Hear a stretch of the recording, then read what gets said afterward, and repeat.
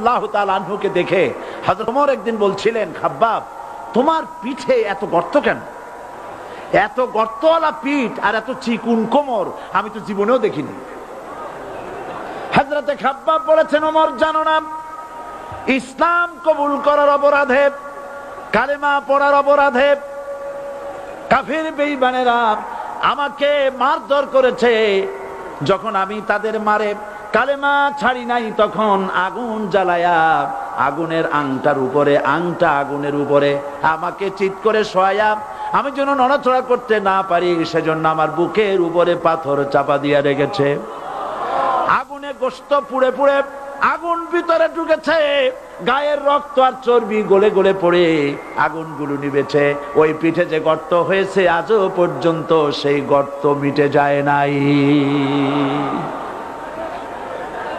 হযরতে খাব্বাব রাদিয়াল্লাহু তাআলা আনহু বলছেন, বুখারী শরীফে হাদিসে ভাবে এসেছে, ওয়ান খাব্বাব বিনুল আরিত রাদিয়াল্লাহু তাআলা আনহু আন্নাহু ক্বাল শাকাউনা ইলা রাসূলিল্লাহ সাল্লাল্লাহু আলাইহি ওয়াসাল্লাম ওয়া হুয়া মুতাওয়াসসাদুন বুরদাতুন লাহু ফি জিল্লিল কাবা।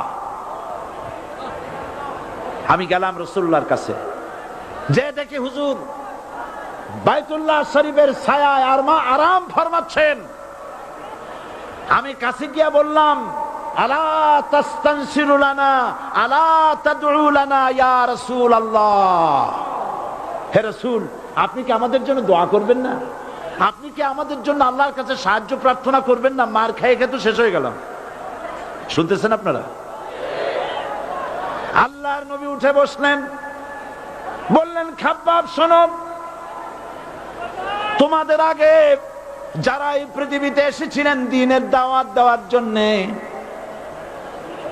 সমকালীন রাষ্ট্র শক্তি তাদেরকে ধরতো, ফায়ুখাজুর রাজুলু ফায়ুহফারু লাহু ফিল আরদ, তার জন্য তারে ধরে নিয়ে মাটির মধ্যে গর্ত করত, ফায়ুজআলু ফিহা, এরপরে সেই গর্তের ভিতরে তাকে কোমর পর্যন্ত গেড়ে দিত। সুম্মা ইউতা বিল মানশার, এরপরে করাত আনা হতো, ফায়ুদাউ আলা রাসিহি, এরপরে করাতটা মাথার উপরে রাখা হতো, ফায়ুজআলু নিসফাইন, এরপরে করাত দিয়া চিরে চিরে জীবিত মানুষটাকে দ্বিখণ্ডিত করে ফেলে দিত। মা ইয়াসুদ্দুহু যালিকা আন দীনি, এত কষ্ট দেওয়ার পরেও, এত জুলুম করার পরেও দ্বীনের দায়ীদেরকে এক চুল পরিমাণ আল্লাহর রাস্তা থেকে তারা সরাই দিতে পারে নাই। ওয়াল্লাহি, ও খাব্বাব আমি আমার আল্লাহর নামে কসম করি। মুসলমান কে কসম করতেছে? আল্লাহ রাসূল। আমি আমার আল্লাহর নামে কসম করি, ওয়াল্লাহি লা ইউতাম্মান্নাল্লাহু হাযাল আমর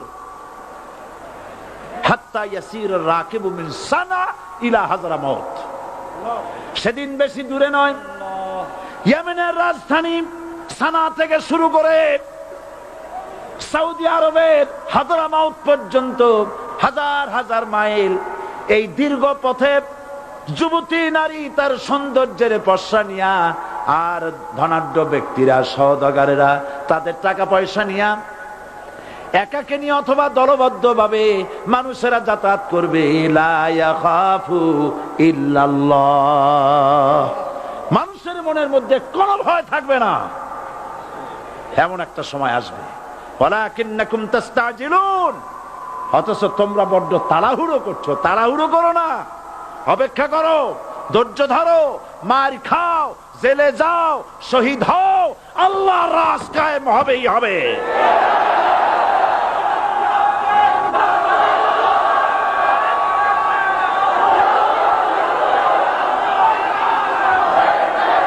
বিল্ডিং থেকে শিক্ষা গ্রহণ করুন। বিল্ডিং, ইমারত, দালান থেকে শিক্ষা গ্রহণ করুন। এই যেটা দালান আছে না পাশে, দেখতে পাচ্ছেন? এই দালান কি দিয়ে তৈরি করা হয়েছে বলেন? ইট।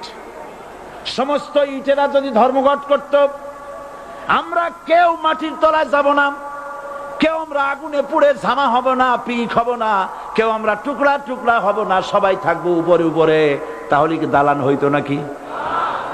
এই বিল্ডিং নির্মাণ করতে গিয়া ইটের যে স্যাক্রিফাইস, হাজার হাজার ইটকে পিক হতে হয়েছে, পুড়ে যেতে হয়েছে, খোয়া হতে হয়েছে, ভেঙে টুকরা টুকরা হয়ে 50 ফিট মাটির নিচে যেতে হয়েছে।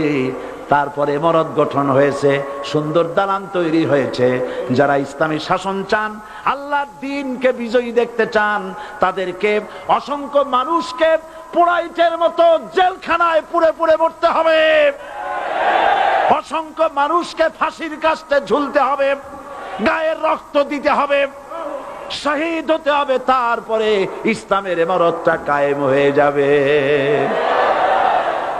শায়ের কবি কি সুন্দর করে বলছেন, কবি সুন্দর করে বলছেন, ये शहादत गाहे उल्फत में कदम रखना, ये शहादत गाहे उल्फत में कदम रखना, लोग समझते हैं आसा है मुसलमान होना।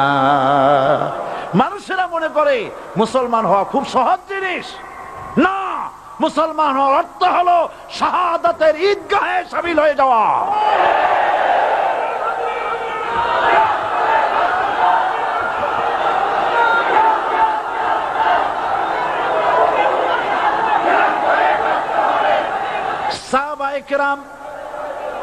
সাহাবায়ে কেরাম মার খেলেন, এবার স্বয়ং আল্লাহর নবীর গায়ে হাত তুলল। আবু জাহেল এসে হুজুরকে মারলেন, গলায় চাদর দিয়া এমন জোরে টান মেরেছে, রাসূলুল্লাহ পড়ে গিয়েছেন। হাদিসে এসেছে হুজুরের চোখ মোবারক ঠিকরে পড়ে যেতেছে, চেহারা মোবারক লাল হয়ে গিয়েছে, জমিনের উপর আছাড় মেরে ফেলেছে। রাসূলের এই অবস্থা দেখে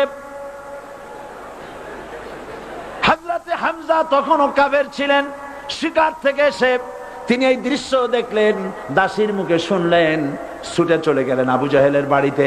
যায় বলে, আবু জাহেল রে, তুই মুহাম্মদ সাল্লাল্লাহু আলাইহি ওয়াসাল্লাম মেরেছিস, বল কেন মারলি? এমন ভালো মানুষ তো জীবনে চোখে দেখি নাই, যিনি কোনো মিথ্যা কথা বলেন না, ভালো ভালো কথা বলেন, এক আল্লাহর গোলামি করার জন্য বলেন। এই সব ভালো কথা বলার জন্যই তুই তারে মারলি নাকি? আরে আবু জাহেল, তুই কি মনে করেছিস মুহাম্মদ সাল্লাল্লাহু আলাইহি ওয়াসাল্লাম তার পিতা আব্দুল্লাহ মারা গেছে বলে মুহাম্মদ সাল্লাল্লাহু